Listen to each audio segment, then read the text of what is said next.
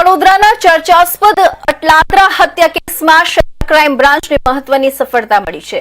જૂની અદાવતના કારણે પત્નીની નજર સામે જ પતિની નિર્દયતાથી હત્યા કરવામાં આવી હતી. આ કેસમાં સંડોવાયેલા એક આરોપીની મુંબઈથી ધરપકડ કરવામાં આવી છે, જ્યારે અન્ય એક આરોપી હજુ પણ ફરાર છે. સમગ્ર મામલે ક્રાઇમ બ્રાન્ચે તપાસ તેજ બનાવી છે. ઘટના બાદ આરોપીઓને ઝડપી પાડવા માટે વડોદરા પોલીસ અને ક્રાઇમ બ્રાન્ચની અલગ અલગ ટીમો સતત કામગીરીમાં લાગી ગઈ હતી. તપાસ દરમિયાન મળેલી મહત્વપૂર્ણ બાતમીના આધારે વડોદરા ક્રાઇમ બ્રાન્ચે મુંબઈમાંથી દર્શન મારવાડી નામના આરોપીની ધરપકડ કરવામાં સફળતા મેળવી છે.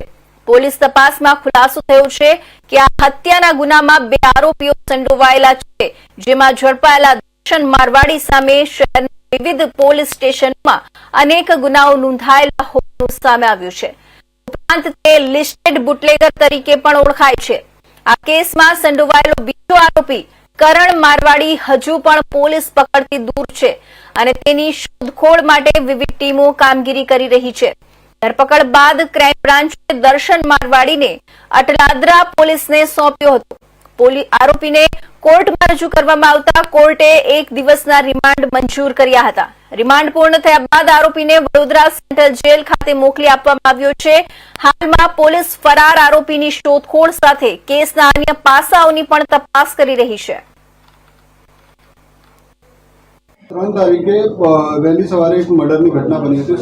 સમગ્ર ઘટના કેવી રીતના બની હતી ને હાલ કેટલા આરોપી પકડાયા? 3/6/2026 રોજ મોડી રાત્રે એટલે કે લગભગ 2:30-3 વાગ્યાની આજુબાજુ છે આ ઘટના બનેલી હતી, જેમાં પૂજા જે ગિરીશભાઈના વાઇફ છે એમને ફરિયાદી છે. એમની ફરિયાદમાં જણાવ્યા અનુસાર કે દર્શન કિશન મારવાડી અને કરણ કિશન મારવાડી છે કે ત્યાં માતાજીનો માંડવો હતો ત્યાં આવેલા હતા અને આ પૂજા અને ગિરીશભાઈ પણ ત્યાં માતાજીનો માંડવો છે ત્યાં ગયેલા હતા અને દર્શન અને કરણ છે એ ત્યાં આવી અને ગિરીશભાઈને ચાકુનો એક ગંભીર ઘા મારેલ હતો સાથળ પાસે અને ગિરીશભાઈ છે એમનું ત્યાં જ મરણ ગયેલ હતું.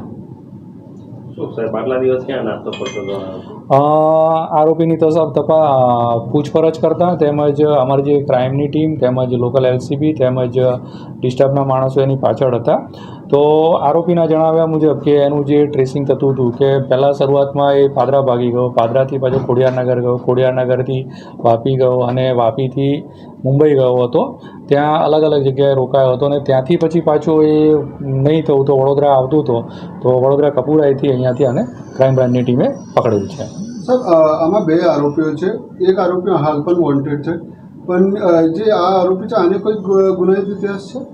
આ જે આરોપી છે દર્શન કિશન મારવાડી છે એના ઉપર અલગ અલગ પોલીસ સ્ટેશનમાં પ્રોહિબિશનના અલગ અલગ ગુનાઓ નોંધાયેલા છે. એટલે લિસ્ટેડ બુટલેગર છે? હા, લિસ્ટેડ બુટલેગર છે.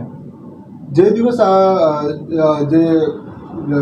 આને આ મર્ડર કર્યું એ દિવસે નશાની હાલતમાં હતો? ના, એવા કોઈ પણ પુરાવા જે છે અમને મળેલ નથી ને આજુબાજુવાળાએ બી કોઈ બી જણાવ્યું કે નશામાં છે એવું. બીજો આરોપી પકડાયો નથી? બીજો આરોપી છે આના જણાવ્યા મુજબ જે તે વખતે છે સુરત ઉતરી ગયો છે અને મારો રોલ નથી, હું પોલીસમાં હાજર થઈશ કે પોલીસમાં જઈશ એ રીતે કરીને ત્યાંથી ગયો છે. એને અમારી ડિસ્ટર્બની ટીમ, LCBની ટીમ અને ક્રાઇમ બ્રાન્ચની ટીમ છે એની પાછળ લાગેલી છે અને જલ્દીમાં જલ્દી આ જે બીજો આરોપી છે એને પકડી અને આગળની કાનૂની કાર્યવાહી કરવામાં આવશે. સાહેબ, હત્યા કરવાનું કારણ શું? હત્યા કરવાનું કારણ એવું છે કે 29/4 આ લોકો આમના કોઈક દેગા